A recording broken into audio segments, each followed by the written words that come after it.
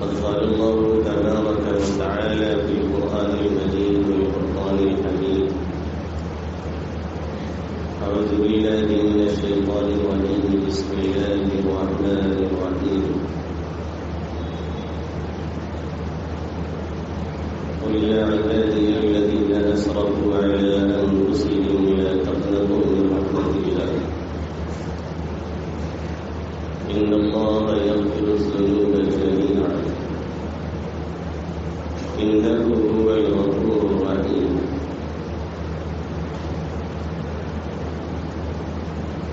وعن أنس رضي الله تعالى عنه قال: قال النبي صلى الله تعالى عليه وسلم: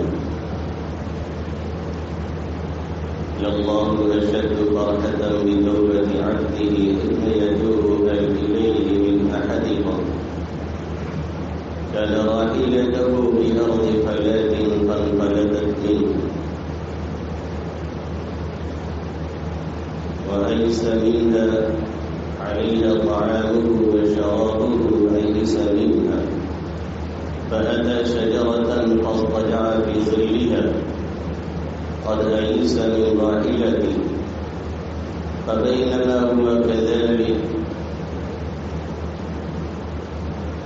إذ هو بها قائمة عنده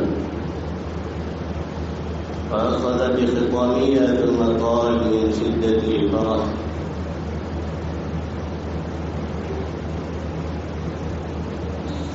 أنت عبدي وأنا ربك. قال النبي صلى الله عليه وسلم: أخطأ من شدة الفرح. وعن أبي بكر الصديق رضي الله تعالى عنه قال: قال النبي صلى الله عليه وسلم: لا أصر من استغفر وإن عاد في اليوم 100 مرة. وعن أبي موسى الأشعري رضي الله تعالى عنه قال: قال النبي صلى الله عليه وسلم: إن الله يقبل إن الله يبسط يده بالليل ليتوب مسيء النهار ويبسط يده بالنهار ليتوب مسيء الليل حتى تطلع الشمس من مغربها أو كما قال سيدنا وهادينا محمد صلی اللہ تعالی علیہ وسلم. میرے محترم بزرگوں اور دوستوں، میرے غیور نوجوان ساتھیوں،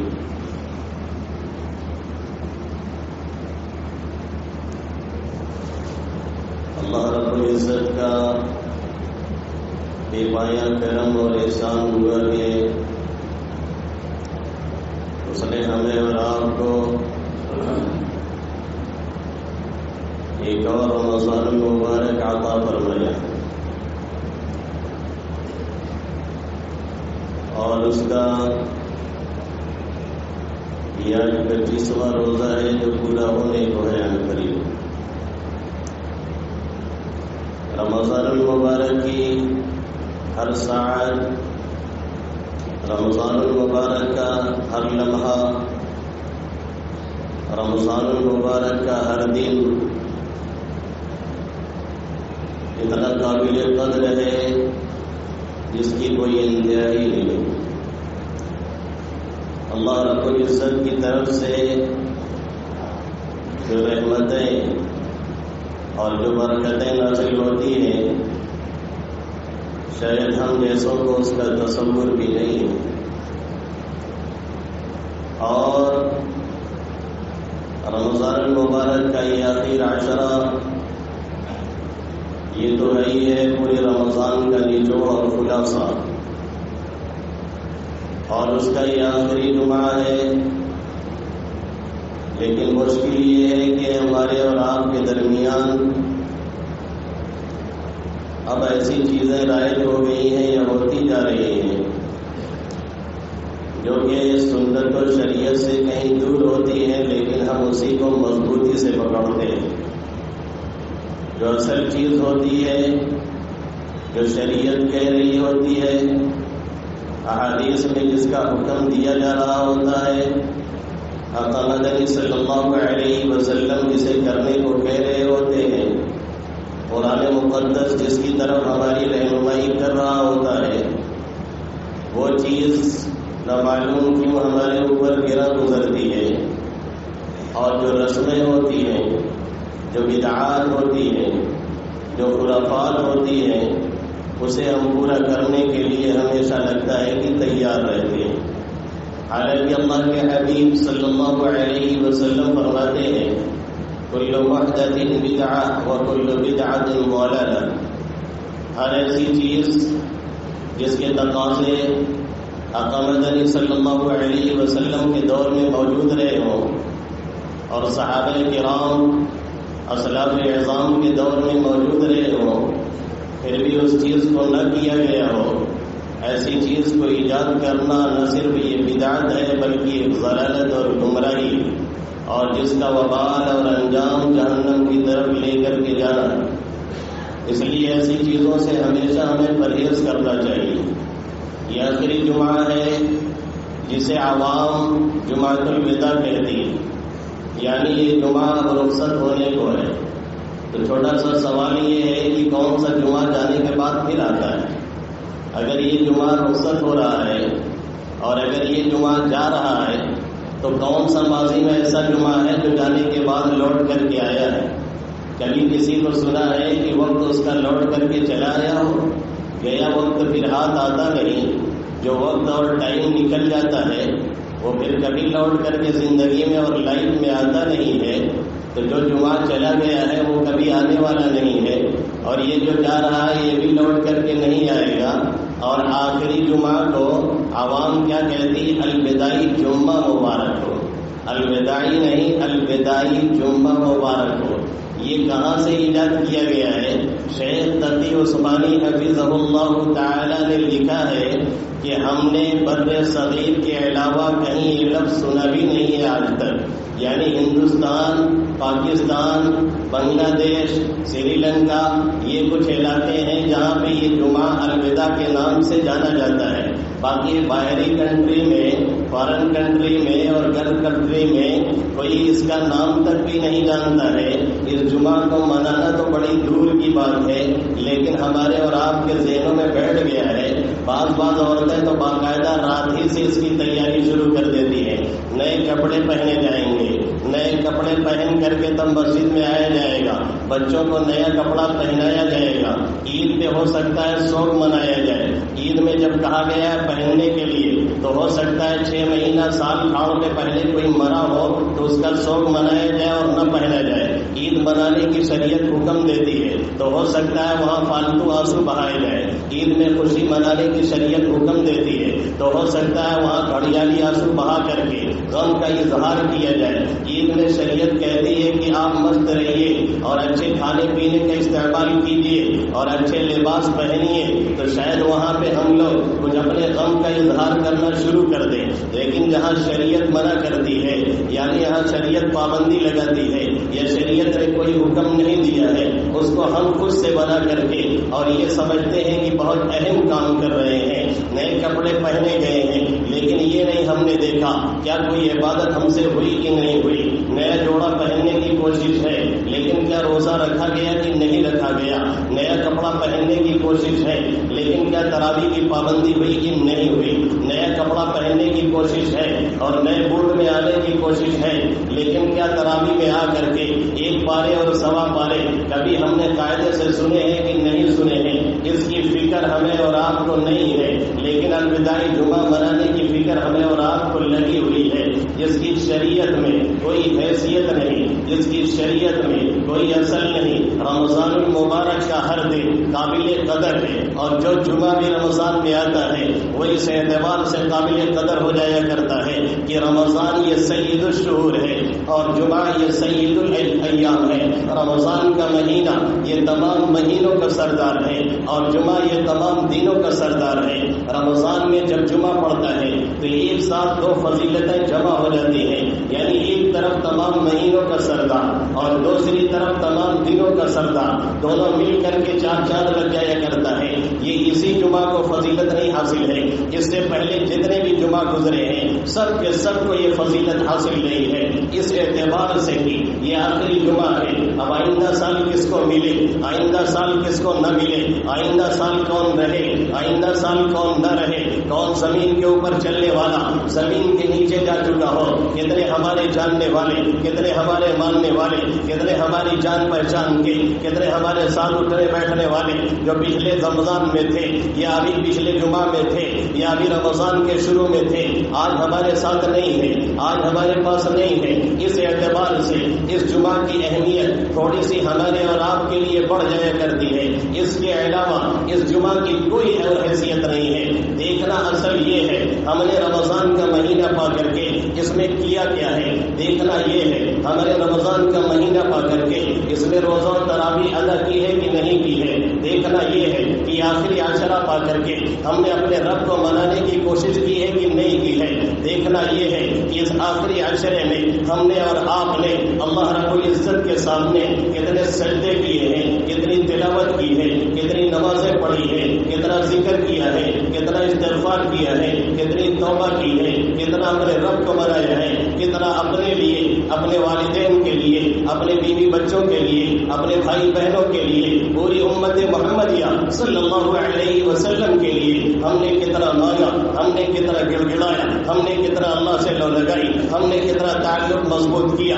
اللہ نے رمضان دیا تھا کتب علیکم الصیام کما کتب علی الذین من قبلکم لعلکم تتقون۔ مقصد روزہ تقوی حاصل کرنا ہے، مقصد روزہ متقی بننا ہے۔ رمضان کا مقصد بازاروں میں گھس کر کے مستی کرنا نہیں، رمضان کی راتوں کا مقصد لیلۃ القدر کے تلاش میں لگنا ہے، نہ یہ کہ ٹیلر کی دکان پہ پوری رات گزارنا ہے۔ رمضان کا مقصد یہ نہیں ہے کہ جا کر کے ہوٹل پہ بیٹھ کر کے ہوٹل بازی کی جائے اور پوری راتیں ہوٹل کے نظر کر دی جائے۔ رمضان کی راتوں کا مقصد یہ نہیں ہے کہ کسی شاپنگ مال میں اور ہال میں گھسا جائے اور پوری رات شاپنگ میں گزار دیا جائے۔ ہمیں اور آپ کو دیکھنا یہ ہے، ہمیں اپنا محاسبہ کرنا ہے، ہمیں اپنا جائزہ لینا ہے، ہمیں اپنی زندگیوں میں جھانک کر کے دیکھنا ہے کہ ہم نے کیا کیا ہے اور کیا نہیں کیا ہے۔ اگر ہم نے رمضان کے روزے رکھے، اگر ہم نے ذکر کیا، اگر ہم نے تلاوت کی، اگر ہم نے تراویح پڑھی، اگر ہم نے اللہ کے سامنے کوئی عبادت کی ہے تو پھر ہم اپنے رب کا شکریہ ادا کریں۔ اللہ فرماتا ہے لئن شکرتم لازیدنکم ولئن کفرتم ان عذابی لشدید۔ اگر شکریہ لے آؤ گے ہم مزید تمہاری نعمتوں میں اضافہ کریں گے، نہ شکریہ لے آؤ گے میرا عذاب بڑا سخت ہے۔ اگر شکریہ ادا کریں گے اللہ مزید توفیق دے گا، اللہ مزید عبادت کی توفیق دے گا۔ کبھی کبھی یہ خیال آتا ہے ہم نے روزہ تو رکھا لیکن لگتا ہے اس کا حق ادا نہیں کیا۔ کبھی یہ خیال آتا ہے ہم نے تراویح تو پڑھی لیکن لگتا ہے اس کا حق ادا نہیں کیا۔ کبھی یہ خیال آتا ہے ہم نے اللہ کے سامنے سجدہ تو کیا لیکن دل کہیں تھا، دماغ کہیں تھا، ہماری سوچ کہیں تھی، ہماری فکر کہیں تھی، سجدے پہ سجدے ہو رہے تھے، امام صاحب پڑھا رہے تھے، سب اپنے اپنے خیالوں میں گم ہیں۔ امام مسجد سے کوئی پوچھے کہ نماز کس کو وہ پڑھا رہا ہے، کبھی کبھی یہ صورتحال ہوتی ہے تو پھر ہم کہنا شروع کرتے ہیں ہمارے سجدے اور نماز کی حیثیت ہی کیا ہے۔ اللہ کا شکریہ ادا کیا جائے کہ جو سجدہ ہوا ہے وہ یقیناً اسی ذات کے لیے ہوا ہے۔ وہ ایک سجدہ جسے تو گرا سمجھتا ہے 1000 سجدوں سے دیتا ہے آدمی کو نجات، یہ سوچ کر کے اس کا شکریہ ادا کیا جائے۔ پھر آگے یہ سوچا جائے کہ ہم ایک انسان ہیں اور انسانوں سے غلطی ہونا یہ ایک لازمی چیز ہے، ہم سے اور آپ سے غلطی یقیناً ہوگی۔ کتنی اچھی عبادت کی جائے اس میں کوتاہی یقینی ہے، کتنی خشوع خضوع سے نماز پڑھی جائے اس میں کوتاہی یقینی ہے، کتنے اچھے سے روزہ رکھا جائے اس میں کوتاہی یقینی ہے۔ جب یہ بات ہے تو پھر اللہ کے حضور دوسرا کام یہ کیا جائے، پہلے یہ کہ شکریہ ادا کیا جائے اور شکریہ ادا کرنے کے بعد اپنے گناہوں پر معافی مانگی جائے، استغفار کیا جائے، اللہ رب العزت کو منایا جائے، جو کوتاہیاں اور کمیاں ہوئی ہیں اسے صدقہ اور خیرات سے دور کرنے کی کوشش کی جائے۔ اسی کے لیے ہمارے اور آپ کے لیے صدقہ فطر رکھا گیا کہ رمضان کے روزے میں جو کمی ہے، اس کی تراویح میں جو کمی ہے، عبادتوں میں جو کمی ہے، وہ پاک اور صاف ہو جایا جائے اور بالکل پاک صاف ہو کر کے اللہ کے حضور عید کے دن حاضری دی جائے۔ اس مقصد کے لیے ہمیں اور آپ کو روزہ دیا گیا۔ اب ہمیں اور آپ میں ہر ایک کو تلاش کرنا ہے، ہر ایک کو اپنے اپنے جائزے لینے ہیں اور اپنے دل و دماغ کے اندر جھانک کر کے کسی غیر میں نہیں اپنے میں تلاش کرنا ہے۔ یہ دیکھنا ہے کہ ہم نے کیا کیا ہے، یہ دیکھنا ہے کہ ہم نے کیا نہیں کیا ہے۔ اللہ کے حبیب صلی اللہ علیہ وسلم فرماتے ہیں حاسبوا قبل ان تحاسبوا، محاسبہ کر لو، اپنا جائزہ لے لو، اپنے اعمال کا پتہ لگا لو کیا کیا ہے اور کیا نہیں کیا ہے، اس سے پہلے کہ تمہارا محاسبہ کیا جائے، اس سے پہلے کہ تمہارا حساب کیا جائے، پہلے اپنا حساب خود کر لو۔ جو حساب اپنا خود کرتا رہتا ہے لوگوں کو اسے حساب نہیں دینا پڑتا ہے، وہ بالکل مطمئن رہتا ہے کہ ہمارا سب کچھ صحیح ہے، ہمارا ڈیٹا صحیح ہے، ہماری تفاصیل صحیح ہے، ہمارا کاغذ صحیح ہے، ہمارا پتھر صحیح ہے، ہمارے لیے کوئی دقت نہیں ہے۔ اور جو اس طرح کے حساب میں نہیں لگتا ہے اسے اللہ کے سامنے کل قیامت میں ندامت اور شرمندگی ہونی ہے اور اس وقت کوئی فائدہ ملنے والا نہیں۔ اللہ کے حبیب صلی اللہ علیہ وسلم فرماتے ہیں یومئذ یندم الانسان ولا ينفعه الندم، جس روز انسان کو ندامت اور شرمندگی ہوگی، لیکن اب ندامت کا کوئی فائدہ نہیں، اب شرمندگی کا کوئی فائدہ نہیں۔ ابھی وقت ہے، ابھی موقع ہے، ابھی اللہ نے دیا ہے، دل دماغ صحیح سالم ہے، ہمارے جسم صحیح سالم ہے، ہمارے اعضاء صحیح سالم ہے، ہماری باڈی لینگویج صحیح سالم ہے، ابھی کر سکتے ہیں، ابھی عبادت میں لگ سکتے ہیں، ابھی روزہ و تراویح کر سکتے ہیں، ابھی عبادتوں کو ادا کر سکتے ہیں، ورنہ جب گرگرے کی حالت شروع ہوئی تو پھر توبہ بھی قبول نہیں۔ اللہ کے حبیب صلی اللہ علیہ وسلم فرماتے ہیں ان اللہ یقبل توبۃ العبد ما لم یغرغر، اللہ بندے کی توبہ اس وقت تک قبول کرتا ہے جب تک کہ غرغرہ کی کیفیت نہ ہو۔ غرغرہ کی کیفیت کیا ہے؟ جان نکلنے لگے، آ کر کے یہاں پہ اٹک جائے، فرشتے نوچنے کے لیے دوڑ رہے ہوں اور لگے کہ اب جان جا رہی ہے، تشنج کی کیفیت ہو جائے، پسلیوں پہ پسلیاں مارنے لگے اور لگے کہ اب بچنے والا نہیں ہے، لوگ چمچ سے پانی پلا رہے ہیں، بالکل جاگنی کا عالم ہے۔ ایسے حالات کے اندر اب اگر کوئی توبہ کرتا ہے اللہ توبہ قبول کرنے والا نہیں، اب اگر کوئی اللہ اللہ کرتا ہے اب اللہ سننے والا نہیں، اب اگر کوئی لا الہ الا اللہ کہتا ہے اب اللہ سننے والا نہیں۔ فرعون نے بھی کہا تھا جب اللہ نے اسے ڈبو کر کے مارنا شروع کیا اور دریا میں غرق کیا اور دریا برد کیا تو اس نے کہنا شروع کیا آمنت لا الہ الا الذی آمنت به بنو اسرائیل، اب میں ایمان لایا جس میں بنی اسرائیل ایمان لائے، اللہ کے سوا کوئی معبود نہیں۔ جبرائیل امین کو حکم ملتا ہے، مٹی لے کر کے اس کے منہ میں مارتے ہیں، اللہ فرماتا ہے الآن وقد عصیت قبل وکنت من المفسدین، اب آئے ہو، اب موقع ختم ہو چکا ہے، اب گرگرے کی کیفیت ہے، اب جان نکل رہی ہے، اب تشنج ہو رہا ہے، اب جان حلقوم میں پہنچ چکی ہے، اب یہاں آ کر کے جان اٹک چکی ہے، اب کوئی چانس نہیں۔ اور جب تک یہ سلسلہ نہیں ہے تب تک اللہ توبہ قبول کرتا ہے۔ قرآن مقدس میں بالکل کھلے ہوئے انداز میں اور پیار بھرے انداز میں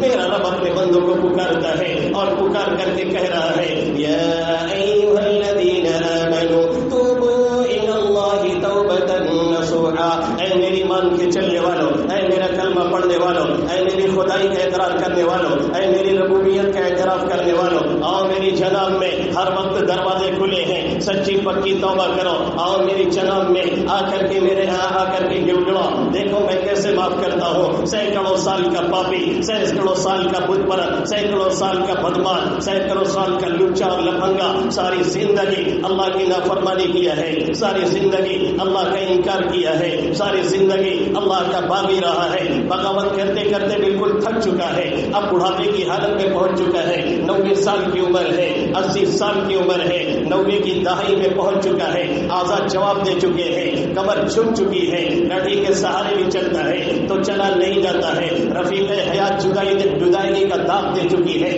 بچے سامنے آنے کے لیے تیار نہیں ہے، پکارتا ہے تو کوئی سننے کے لیے لیے تیار نہیں ہے، کوئی ماننے کے لیے تیار نہیں ہے، چلتا ہے تو چلا نہیں جا رہا ہے، آنکھیں جواب دے چکی ہے، سامنے دکھتا نہیں ہے، لوگ ٹکڑی مار کر کے بھاگتے ہیں، بچے مذاق اڑاتے ہیں، اس پوزیشن میں پہنچ چکا ہے، ہاتھ سے اگر لوٹے میں پانی اٹھاتا ہے اٹھا نہیں پا رہا ہے، اگر پاؤں سے چلنا چاہ رہا ہے تو چلا نہیں جا رہا ہے، سارے اعضاء بگڑ چکے ہیں اور زندگی کی گاڑی بالکل ختم ہونے کو ہے اور تیل پانی جو کچھ تھا وہ بالکل نیست و نابود ہو رہا ہے۔ ایسے حالات کے اندر بھی اگر کوئی لاٹھی ٹیکتا ہوا، ایسے حالات کے اندر بھی اگر کوئی گھسٹتا ہوا، ایسے حالات کے اندر بھی اگر کوئی لاٹھی ٹیک کر کے میرے رب کے دروازے پہ آتا ہے اور یہ کہتا ہے اے میرے ربا کوئی سہارا نہیں ہے، تیرے علاوہ کوئی میرا نہیں ہے، اے میرے اللہ میں تجھ سے معافی مانگتا ہوں، میں نے گناہ بہت کیے ہیں، میں نے جرائم بہت کیے ہیں، میں نے کرائم بہت کیے ہیں، میں بہت بڑا پاپی ہوں، میں بہت بڑا مجرم ہوں۔ اللہ فرماتا ہے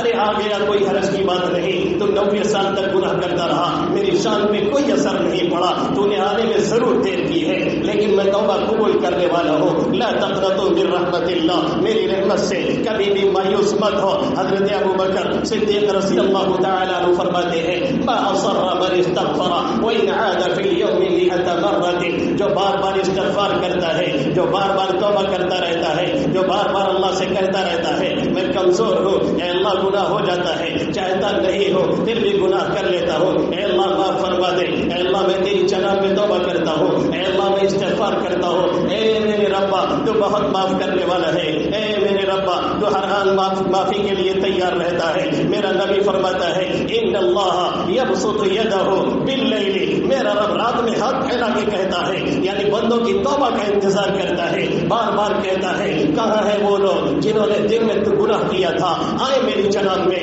اب رات میں ان کی توبہ قبول کرنے کے لیے تیار ہوں۔ کون ہے وہ لوگ جنہوں نے راتوں میں گناہ کیا تھا، آئے اب دن میں ہاتھ پھیلا پھیلا کے بلا رہا ہوں، اس سے بڑا کوئی رحیم نہیں، اس سے بڑا کوئی کریم نہیں، اس سے بڑا کوئی غفار نہیں، اس سے بڑا کوئی ستار نہیں، اس سے بڑا کوئی ارحم الراحمین نہیں۔ سینکڑوں سال کا پاپی آ کر کے جب اسے پکارتا ہے اور کہتا ہے اے میرے رب تیرے سوا کوئی نہیں، پکار کے جواب آتا ہے یقیناً میں ہی تیرا ہوں، اگر تیرے سعادہ نے تیرا ساتھ چھوڑ دیا ہے، تیرے لڑکوں نے تیرا ساتھ چھوڑ دیا ہے، تیری اہلیہ نے تجھے مفارقت کا دام دے دیا ہے، تیرے اعضاء آج جواب دے گئے ہیں، آج گناہ کر کر کے تو تھک کر کے میرے در پہ آیا ہے، میں آج بھی تیری سننے کے لیے تیار ہوں۔ ما اصر من استغفر وان عاد فی اليوم 100 مرة، اگر کوئی 100 مرتبہ بھی دن میں استغفار کرتا رہے اور 100 مرتبہ گناہ کر کر کے پھر اپنی توبہ توڑتا رہے، اللہ پھر بھی معاف کرنے سے تھکنے والا نہیں ہے۔ بازا بازا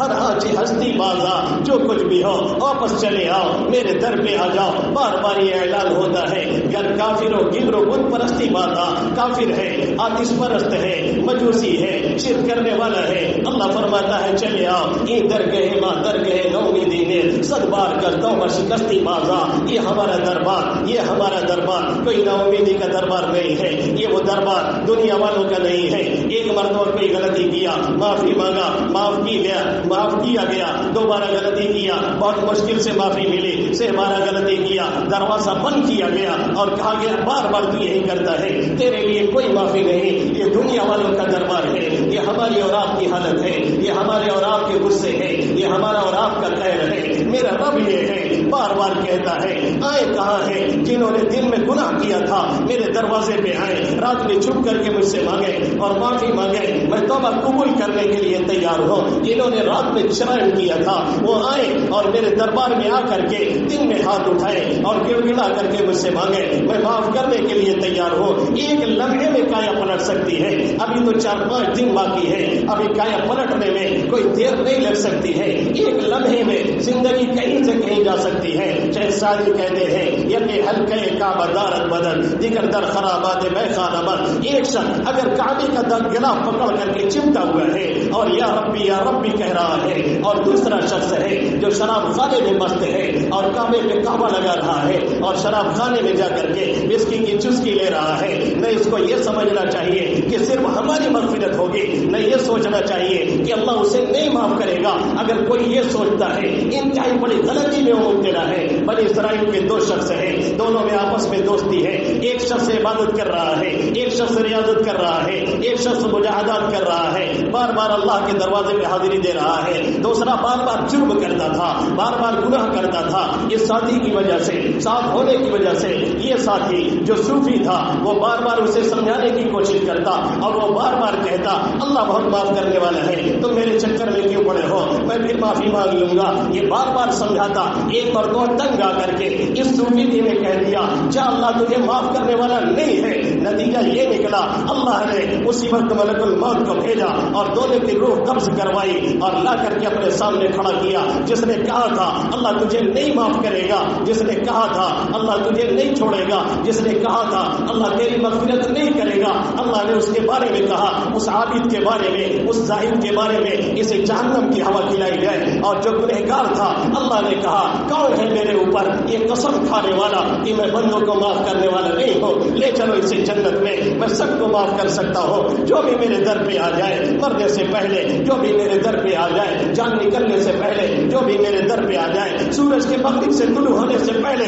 میں اس کی توبہ قبول کرتا ہوں. توبہ اس وقت نہیں قبول ہے جب جان یہاں اٹک جائے. وَلَيْسَتِ التَّوْبَةُ لِلَّذِينَ يَعْمَلُونَ السَّيِّئَاتِ حَتَّى إِذَا حَضَرَ أَحَدَهُمُ الْمَوْتُ قَالَ إِنِّي تُبْتُ الْآنَ وَلَا الَّذِينَ يَمُوتُونَ وَهُمْ كُفَّارٌ. ان کی توبہ نہیں قبول ہوتی ہے جو کفر کی حالت میں مرتے ہیں, ان کی توبہ نہیں قبول ہوتی ہے جو مرنے کے وقت بالکل توبہ کرتے ہیں. ابھی 4-5 دن ہے, آئے ہم سب اور مل کر کے اللہ کے جناب میں توبہ کریں. آج بھی میرا رب ہے, بار بار کہہ رہا ہے کوئی مانگنے والا. آج بھی میرا رب ہے, بار بار کہہ رہا ہے کوئی مجھے پکارنے والا. آج بھی میرا رب ہے, بار بار کہہ رہا ہے کوئی میرے سامنے گڑ گڑانے والا. وہ تو اتنا کریم ہے, وہ تو اتنا کریم ہے کہ اللہ فرماتا ہے, مدنی صلی اللہ علیہ وسلم فرماتے ہیں, صحیح بالکل حدیث ہے, کوئی شک اور شبہ نہیں, للہ اشد فرحۃ بتوبۃ عبدہ حین یتوب الیہ من احدکم. اللہ اس شخص سے زیادہ, اللہ اس بندے سے زیادہ بندے کے توبہ پہ خوش ہوتا ہے جب کوئی اللہ کے دربار میں آ کر کے توبہ کرتا ہے, جب کوئی آ کے گڑگڑاتا ہے, جب کوئی اپنے گناہ کی معافی چاہتا ہے. اللہ اس بندے سے زیادہ خوش ہوتا ہے. کون سے بندے سے؟ جو جنگل میں نکلا تھا اپنی سواری لے کر کے, نتیجہ یہ نکلا کہ اس کی سواری چھوٹ کر کے کہیں بھاگ گئی, اس میں اس کا کھانا ہے, اس میں اس کا پینا ہے, زندگی کے ساز و سامان سب کچھ اسی سواری پہ ہے. وہ مایوس ہو گیا اور سمجھ گیا کہ اب مرنے کے علاوہ کوئی چارہ نہیں, کیونکہ وہ جنگل میں تھا. اب آگے پیچھے کوئی سامان نہیں, کوئی ہوٹل نہیں, کوئی ایسی جگہ نہیں جہاں جا کے کھایا پیا جائے. جو سامان کھانے پینے کا ہے سب کچھ سواری لے کے چلی گئی. مایوس ہو کے ایک درخت کے سائے میں جاتا ہے, وہاں آرام کرنے لگتا ہے, یہ سوچ کر کے کہ اب زندگی ختم ہونے والی ہے. پھر اس کی آنکھ کھلتی ہے, دیکھتا ہے کہ سواری ساز و سامان کے ساتھ موجود ہے. پورا جو کچھ گیا تھا سب کچھ آ گیا ہے. اور کے سواری کی لگام پکڑتا ہے اور خوشی کی وجہ سے بھول جاتا ہے کہ کہنا کیا ہے. کہتا ہے اے اللہ میں تیرا رب ہوں تو میرا بندہ ہے, میں تیرا رب ہوں تو میرا بندہ ہے. اسے کہنا یہ تھا کہ میں تیرا بندہ ہوں تو میرا رب ہے, لیکن مارے خوشی کے بھول جاتا ہے اور کہتا ہے کہ تو میرا بندہ ہے, میں تیرا رب ہوں. آقا فرماتے ہیں جب کوئی آقا کے دربار میں آتا ہے, اللہ کے دربار میں آ کر کے کوئی توبہ کرتا ہے, اللہ اس بندے سے کہیں زیادہ اس سے خوش ہوا کرتا ہے. ایسے رب کریم کے دربار میں اگر اب بھی نہیں آیا گیا اور اسی حالت میں موت ہوئی تو کل قیامت میں اللہ کھڑا کر کے کہے گا یا ایھا الانسان ما غرک بربک الکریم الذی خلقک فسواک فعدلک فی ای صورت ما شاء رکبک. اے میرے بندے, میرے رب کریم سے تجھے کس نے دھوکے میں ڈالا؟ جس نے بنایا, جس نے پیدا کیا, جس نے شکل و صورت دیا, جس نے صحت دی, جس نے عافیت دی, جس نے کھانے کا سامان مہیا کیا, جس نے امن و امان عطا کیا, ایسی پرامن جگہ میں رکھا, اس کے باوجود اگر اس کے سامنے سجدہ نہیں کیا گیا اور اسے بنایا نہیں گیا اور اسی حالت میں اس دنیا سے ہم چلے گئے, ہم سے بڑا کوئی خائب و خاسر نہیں, ہم سے بڑا کوئی تباہی والا نہیں, ہم سے بڑا کوئی بربادی والا نہیں. میں نہیں کہتا, میرا نبی کہتا ہے برباد ہو وہ شخص. آقا مدنی صلی اللہ علیہ وسلم جمعہ کی ساتھ ہے, ممبر پہ تشریف لے جا رہے ہیں خطبہ دینے کے لیے, آمین آمین کہتے جا رہے ہیں. جب اترتے ہیں صحابہ کرام پوچھتے ہیں اے اللہ کے حبیب صلی اللہ علیہ وسلم آج ہم نے آپ سے وہ باتیں سنی ہیں جو کبھی نہیں سنی تھی. آپ ممبر پہ قدم رکھتے ہیں, آمین کہتے ہیں, دوسرے منبر پہ قدم رکھتے ہیں آمین کہتے ہیں، تیسرے پہ قدم رکھتے ہیں آمین کہتے ہیں۔ آقا نے فرمایا جبرائیل امین آئے تھے اور اس وقت وہ دعا کر رہے تھے، یہ دعا نہیں حقیقت میں بد دعا تھی، اور وہ یہ کہہ رہے تھے ہلاک ہو جائے وہ شخص، برباد ہو جائے وہ شخص جو رمضان المبارک کا مبارک مہینہ پائے پھر بھی اس کی مغفرت نہ ہو سکے، اپنے کو بخشوا نہ سکے، اس کے خسارے میں، اس کی تباہی میں یقیناً کوئی شبہ نہیں۔ دعا کرنے والے جبرائیل امین ہیں جو تمام فرشتوں کے سردار ہیں، آمین کہنے والے میرا نبی محترم محمد عربی صلی اللہ علیہ وسلم ہیں جو تمام انبیاء کے سردار ہیں۔ وقت کون ہے؟ جمعہ ہے، اور ساعت کون ہے؟ جمعہ کی ہے، اور مقام کیا ہے؟ مسجد نبوی اور منبر نبوی صلی اللہ علیہ وسلم پہ، پھر اس میں شبہ کیا ہے؟ اس لیے آئے اور ہم اور آپ جو غفلت میں اب تک زندگی گزری اپنے رب کو منائے، وہ بہت قریب ہے، وہ بھی انتظار میں ہے، ہم اور آپ اسے منائے۔ اللہ مجھے بھی مرنے سے پہلے سچی پکی توبہ کی توفیق عطا فرمائے، اور آپ سبھی حضرات کو آمین یا رب العالمین۔ وما علینا الا البلاغ المبین۔